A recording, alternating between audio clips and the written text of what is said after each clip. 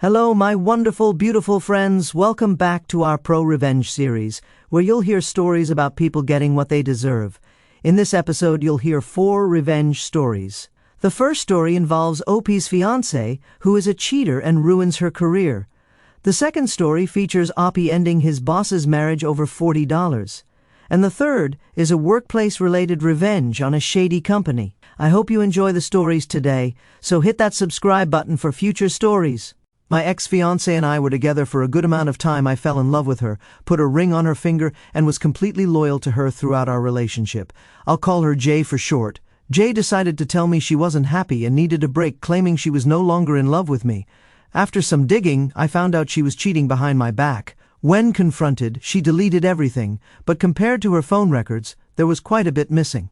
After betraying my trust and lying to me for 8 months straight, I felt it was necessary to even the playing field, considering she wasn't feeling the same hurt I was.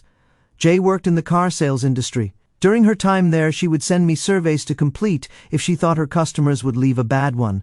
It's an industry norm but never talked about. Negative surveys lead to a lower average, and if the average drops below a certain point, she owes money. If it stays above, she gets money for every positive survey. This is against her company's customer privacy policies. We would intentionally leave the house so my IP address wouldn't be attached. On top of the survey fiasco, she was taking certification tests for people at her workplace for cash and who knows what else. The worst part was that the guy she was cheating with was a CO worker. She originally masked her texts with him by saying she was working a deal.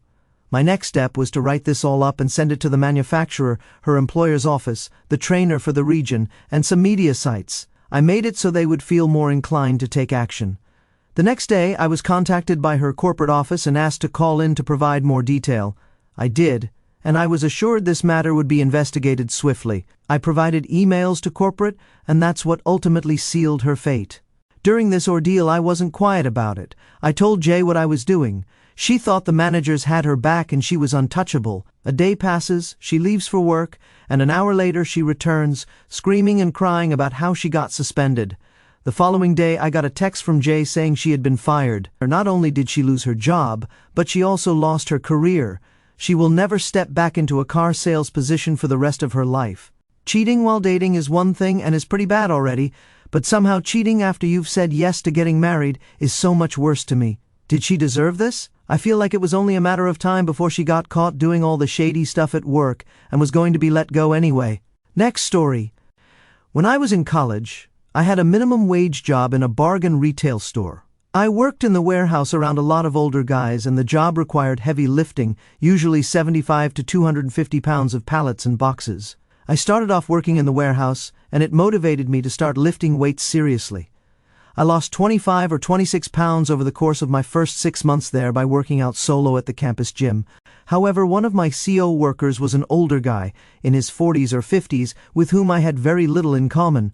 I rarely talked to anybody else, but I did want to be seen as one of the cool guys. So, it was strange but an honor when the manager, whom we'll call Victor, approached me at work one day and started conversing with me.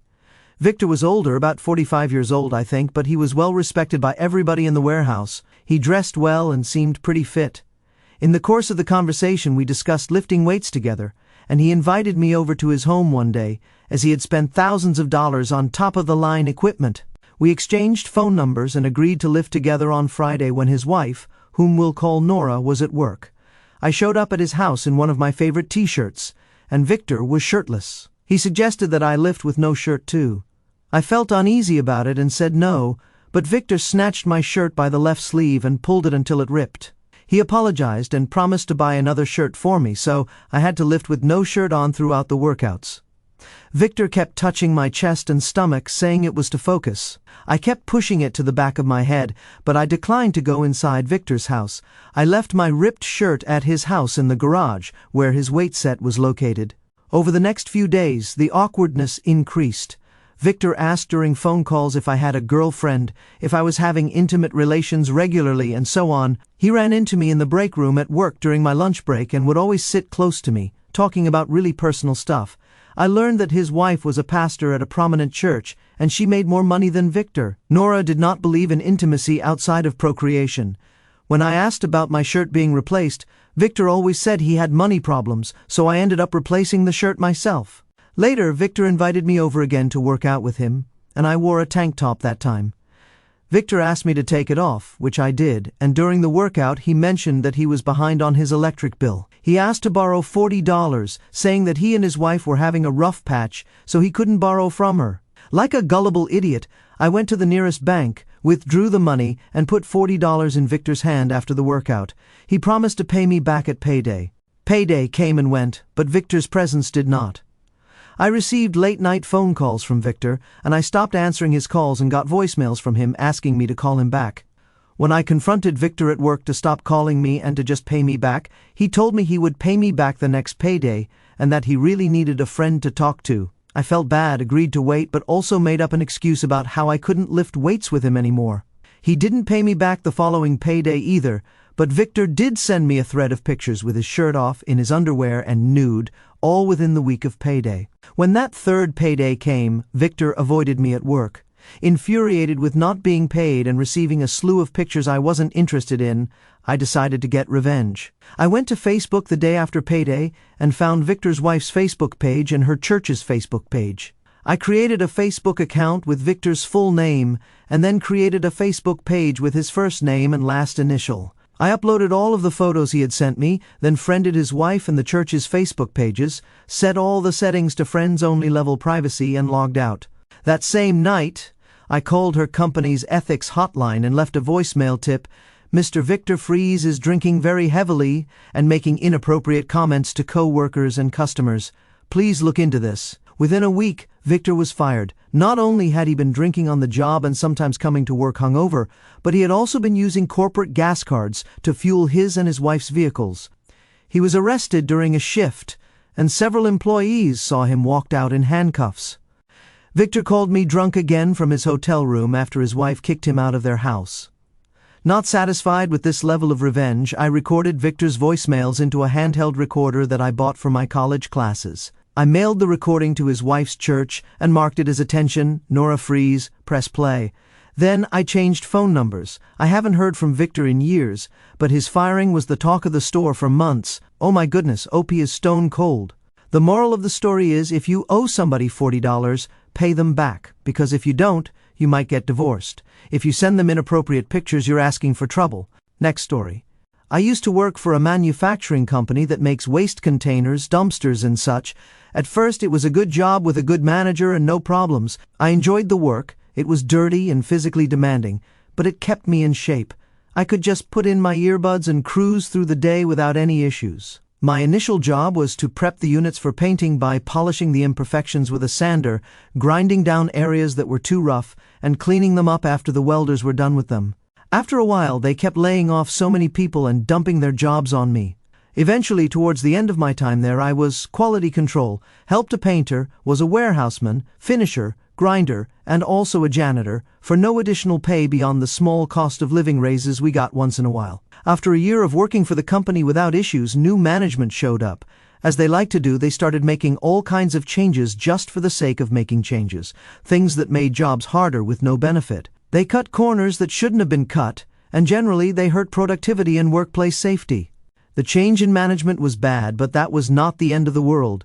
It made things harder for no real reason, but all in all, things were still manageable until I ended up off work for about a month with a collapsed lung. To this day, I still believe it was caused by the working conditions there and the lack of ventilation and personal protective equipment. When I came back to work, I was on light duty for quite some time since I had surgery to repair the lung and prevent it from collapsing again. I went from being the golden boy whom they called on when things had to get done to the red-headed stepchild of the company. Management was doing everything they could to get me to quit. They would throw my tools away, hide my stool so I couldn't use it while working, and hassle me over things like my earbuds, citing safety reasons why I couldn't use them, even though OSHA themselves told me it was not an issue. The production manager would lie about things and write me up for non-existent violations. Other things included the company giving everybody in the plant raises except for me, catching me 5 minutes before leaving work to go to my weekend and informing me that we had to work the next day, selectively enforcing safety rules, and even making rules up on the fly. After about 6 months, I had had enough and decided that if they wanted to constantly cite policy and safety rules to mess with me, then I could play that game too. I would make this manufacturing plant the safest company on the planet and ensure policy was followed to the exact letter. This was now my big mission. I began to slow my work way down and only do the jobs I was hired and paid to do, instead of doing the workload of 10 employees with nothing in return. They now got exactly one person's worth of labor out of me. Customer orders began stacking up, deliveries were delayed, and bad welds or welds that got missed during production were overlooked, causing the units to have to be repainted when they had to go back to the welding lines to be fixed. The warehouse became a wreck, with containers backed up to the point that people did not even have room to work. I went from completing a large unit in 30 minutes to it taking me 2.5 hours on the same one. Other petty things I did included not showing up on Saturday to work when the manager would catch me at the last second and tell me I had to. I took to cutting out the text in the employee handbook, citing that working unscheduled hours required management to notify you 3 days in advance, and leaving a letter with that portion of the handbook on his desk the following Monday. There was nothing they could do since I was following the handbook to the letter. At this point, it was a game of who would blink first. They could lay me off, and I could draw unemployment, or I would quit. Next on the list was safety. They liked to hassle me so much about trivial things that I figured they would appreciate me going through the plant and documenting every single OSHA violation, safety violation, and anything else that was not right. I had a notebook filled with violations from one end of the plant to the other, welders with frayed cords around puddles of water, tools left on top of the units that could fall off and hit someone, lack of ventilation, particle counts that were too high, and forklifts that were not serviced enough. I tagged out equipment that technically shouldn't be used in its current state and locked out the forklifts that needed brakes or any sort of maintenance. Eventually, the production manager took the bait and untagged one of the forklifts I'd locked out due to having bad brakes. Anybody who knows lockout procedure can understand what a massive no-no that is. Once I compiled my list of improvements, I went to the government official who was overseeing safety and procedure, since we often worked on government orders. I gave him my notebook, informed him of my manager taking the lockout off a defective forklift, then went on break and waited. About 30 minutes later, I saw my manager walking back from the head office, looking extremely angry. Later, I heard from someone who knows him that he got punished severely, especially for the forklift. From then on, he avoided me and wouldn't even speak to me or look at me. After that, I continued to slow my work pace way down and got a bit of satisfaction each day from the complete mess the place had become and how backed up it was every single day. After I left the company, I heard they hired 5 guys to do my job, and they still did a terrible job at it. Had they treated me better instead of coming at me like they did, they would have still been getting the top quality work from me that they got when I first joined them. I can't imagine how much money I must have cost the company by sticking to the exact letter of the rules. I work in the steel construction business, and I can tell you that there are a lot of welding shops that are exactly like this. From working at shady shops, I can safely assume that they might have been upset at OP because he took work off for the collapsed lung and might have even filed a workers' compensation claim to get paid for the month he was off. I've had experience with a CO worker who had a metal pipe fall on his foot and had it broken. The boss got in huge trouble for that when the guy got back and his foot was healed. You could tell that the boss was doing the exact thing that OP's boss was doing, giving him undesirable tasks, trying to make the guy quit for essentially costing the company money for being injured. I'm not quite sure what happens when a worker files for workers' compensation due to something that happened at the workplace. If you know what goes on behind the scenes and what happens to a company when a worker does file for workers' compensation, I would really love to know. Next story. This happened to me around 1999 to 2000 when I was 19 to 20 years old. My friend told me that this was the juiciest revenge story he's ever heard and that I should post it here. If you've ever been cheated on by somebody you love, this is for you. I was single after 5 years with my then boyfriend and had finally mustered up the courage to tell my junior high school crush, let's call him Douche Nozzle, about the candle I'd been holding for him for the past 7 years. Ever since we first met, I was still somewhat new to the Pacific Northwest after leaving my home in Alaska. I figured, well, he's in Alaska, and I'm here, and I'm never moving back, so I might as well let the unspoken thing be spoken, get the answer I'm sure is coming, and move on with my life. I was pretty sure that once I laid all my cards on the table, he wouldn't want to be friends with me anymore, or he would say something like, I'm not into you that way. So, I was expecting at most an awkward conversation with him. To my surprise, he reciprocated my expression of sincere love. Deanna and I had been friends for all that time, and though I never dropped hints to him about it, I did tell my closest friend at the time. We even kissed once during our first school year together, but even though I wanted to, I didn't press the issue or pursue him further, giving him the chance to take the lead, which he didn't. His words to me were so poetic and full of promise, including him saying, "I always had a thing for you and never knew how to approach you," basically the same kind of stuff I told him 7 years later, having not the slightest clue that he would react that way at all. It made me question my decision about never moving back. I mean, after the phone call professing love for each other, the word never seemed so extreme. If I relaxed that decision, maybe I could have the opportunity for the relationship I'd wanted for so long. I had a really great perk with a family member who was a pilot and was able to fly on a buddy pass or standby ticket pretty often. So, I decided to fly up to Alaska every couple of weeks to see Deanne. Once news got around, everybody in our circle of friends would exclaim, "Oh my gosh, you and Deanne? I always hoped you two would end up together. You are the perfect couple." Now, I thought it was super cheesy and romantic, but it actually felt validating and nice because that's what I wanted people to say about us. After several months of traveling to see him every couple of weeks, he asked me to marry him. I said yes, and then, without hesitation, started planning the move back to Alaska to be together. I made my plans for the move, packing up all my belongings and parcel shipping everything. Thankfully, it wasn't much because I was still so young and did not own any furniture. Dean and I were going to live together at his place where he had a roommate, let's call him Bicycleman, who I will never forget, and the reason why is coming up. In the scant few days before my final flight back to Anchorage, I started feeling kind of icky and gross. After several days of that, I followed my intuition and took a pregnancy test. I found out that I was pregnant. I was so overjoyed that I called him one evening to tell him about it.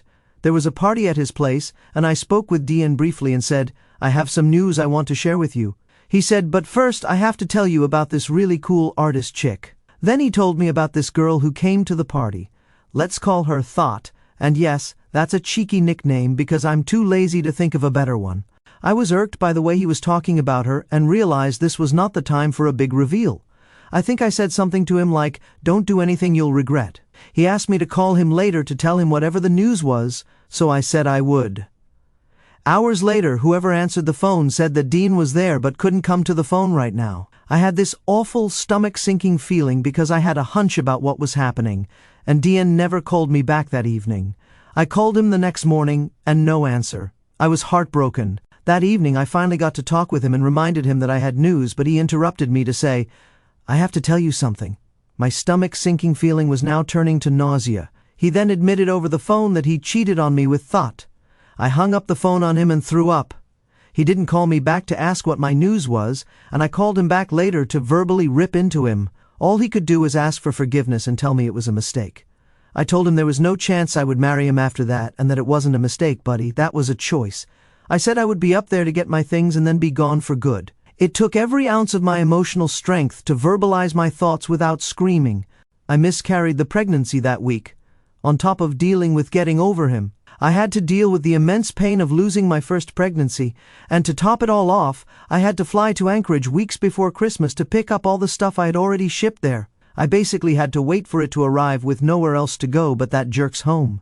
I had to face him and be around him after having my heart thoroughly crushed.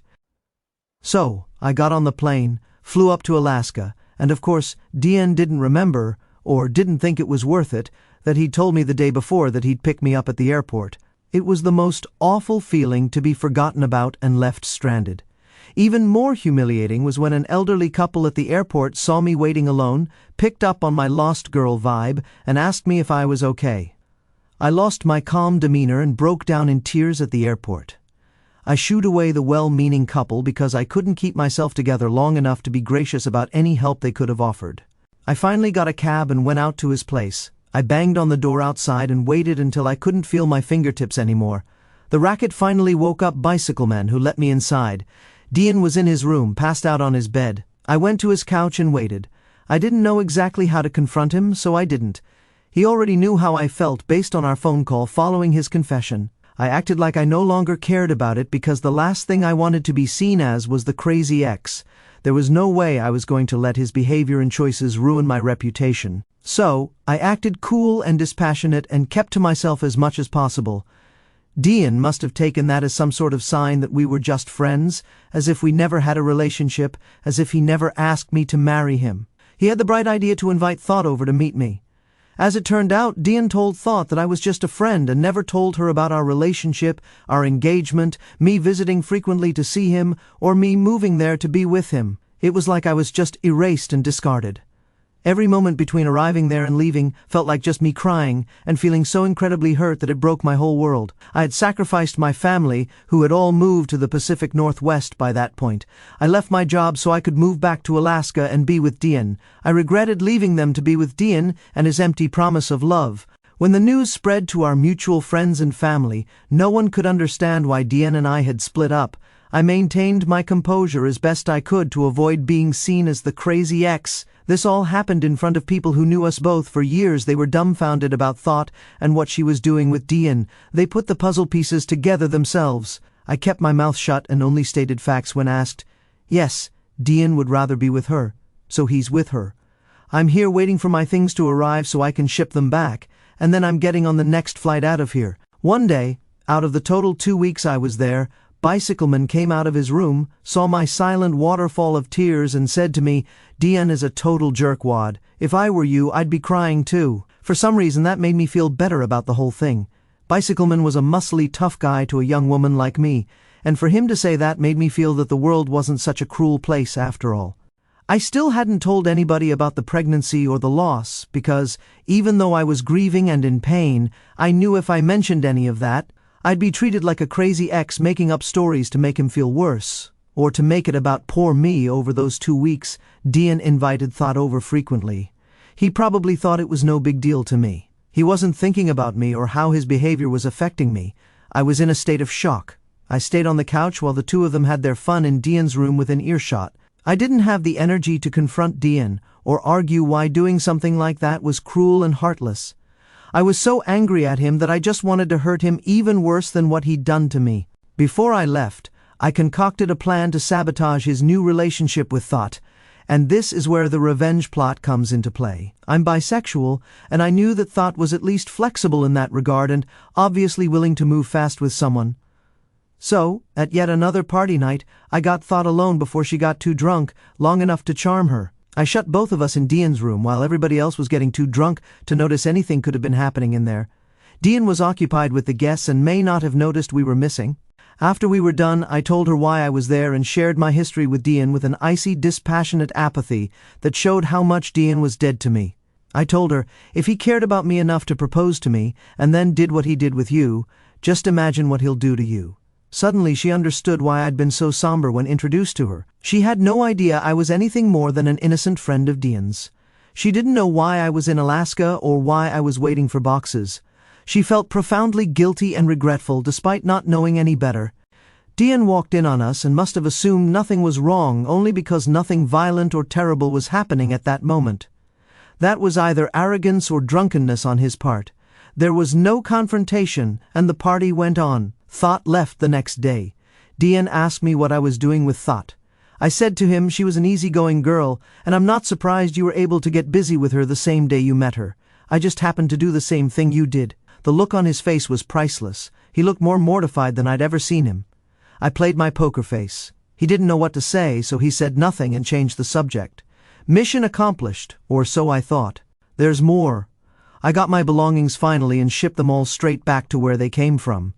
I didn't hear from Dean again for the next 5 years. 5 years later, I was married and had just learned that week that I was pregnant with my first child. I then got an email from Dean as he tracked me down through social media back in 2005. He said he wanted to catch up with me, so I obliged with a phone call, thinking I was going to gloat about being married and having a kid to rub it in his face. Dean told me all about the karma that went down after I left.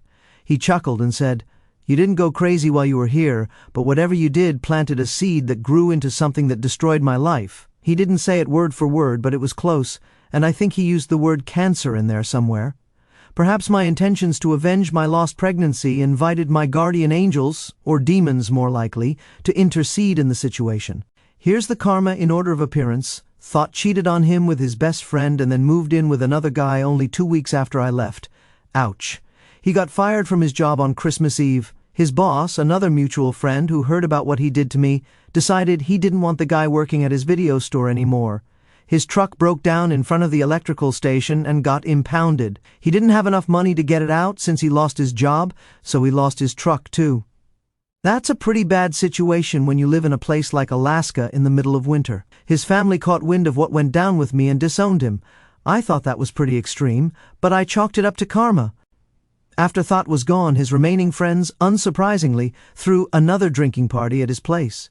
This time they got him wasted, beat the heck out of him, and threw him out of his Onjuan system, home into a snowstorm, locking him out. He took refuge with a neighbor but later had to leave the state because he had been shunned by all his remaining friends. He had no family, job, or truck, and was now single without even Thought to lean on. When we spoke, he had been living in Texas, rethinking his life, and wanted to know how I was doing after our friendship ended. That's when I decided it was time to tell him about the baby we could have had. He started to cry, and I told him how much it sucked for me and how I tried to tell him before, but I couldn't. He was sobbing on the other line and couldn't stop apologizing. He then said, "I had no idea you were pregnant. We had sex, so it's not like it was impossible for that to happen. I tried to tell you, but at the time, it was more important for you to confess your horrible choice than to listen to my news." There were more sobs on the other end and more apologies than I've ever heard in my life from anybody. I ended the call by saying, "It's really okay. I don't hate you." I really wanted to say, "I pity you," but I held my tongue. I told him that things are better for me now. I'm married, and we just found out that we're pregnant with our first child. Anyway, it's been really nice catching up with you and finding out what happened with your life. I'm sorry to hear it's been difficult. Let's keep in touch. He didn't. I don't know why he bothered contacting me in the first place, because he must have had some idea how that call was going to go down, but he probably wasn't. Counting on finding out that he could have been a father and that we could have had a family together if only he hadn't crushed the heart of somebody who actually cared about him. In hindsight, that relationship was nothing more than me confusing his charm for actual love. I spent so much time wondering and questioning what I'd done to deserve him doing all of that to me. What I didn't realize is that he didn't do any of that because of me or to punish me for any reason. He did all that because the only person he had been thinking about was himself. I realized that I had narrowly escaped getting myself stuck in Alaska and romantically committed to a person who has little capacity for empathy and doesn't feel remorse when he wrongs somebody. I learned how to get revenge by maintaining my grace and composure, stating only the facts, and keeping my emotions to myself and my demeanor together just long enough to plant doubt in the heart of a new woman. 5 years after he crushed my heart, he cried enough to fill a bottle with his tears, and my satisfaction poured it on the flowers on the grave of our baby that could have been. My friends, they do say that karma is the best form of revenge. I'm glad things worked out for Opie in the end, and that she's now living happily ever after. These stories are a whirlwind of betrayal, entitlement, and poetic justice, and I'm captivated by the clever ways people fight back. The car sales revenge is deliciously ruthless. Jay's cheating and shady work practices, fake surveys and certification scams are despicable. I've been betrayed, and I get why OP went nuclear, exposing her to corporate and the media. Her firing and career loss feel like fair consequences for her deceit. Cheating after an engagement is a deep cut, and I'd say she earned her downfall. The warehouse story hits close to home. Victor's creepy behavior, ripping up shirt, inappropriate touching, and sending explicit photos, is predatory. I've dealt with uncomfortable workplace dynamics, and OP's restraint is admirable. Exposing Victor to his wife in church was a masterstroke, leading to his firing and divorce. The $40 debt was the least of it. His actions demanded accountability. The manufacturing plant tale is a classic. I've worked in toxic environments, and management's pettiness, hiding tools, denying raises, screams incompetence. OP's slowdown and OSHA violation reports were brilliant. Locking out faulty equipment and exposing the manager's reckless untagging cost the company dearly. It's a reminder that following rules to the letter can cripple those who undervalue you. The Alaska heartbreak story is gut-wrenching.